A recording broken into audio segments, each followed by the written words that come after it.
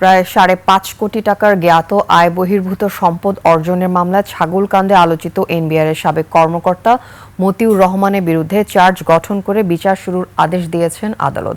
ঢাকার বিভাগীয় স্পেশাল জজ আদালত এই আদেশ দেন। একই সঙ্গে আগামী ১৪ সেপ্টেম্বর সাক্ষ্য গ্রহণের দিন ধার্য করা হয়েছে। শুনানিতে মতিউর রহমানের জামিন আবেদন করেন তার আইনজীবী, তবে আদালত সেই আবেদন নামঞ্জুর করে তাকে কারাগারে পাঠানোর নির্দেশ দেন।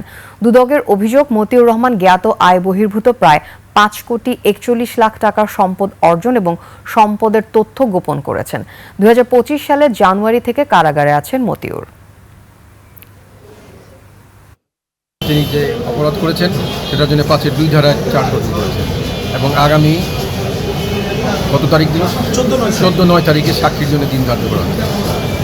দুদক যে আপনার যে হিসাব দিয়েছে, চার্জশিট যে দিয়েছে তাতে হিসাবে ভুল করছে দুদক, যেটা আপনার আমরা যখন চার্জ শুনানি হয়েছে তখন বিজ্ঞ আদালত দুদকের পিপিকে এই বিষয়ে প্রশ্ন করেছে যে একটা অংশ আংশিক নিয়েছে, আবার আংশিক নিয়েছে কিন্তু পূর্ণাঙ্গভাবে নেয় না।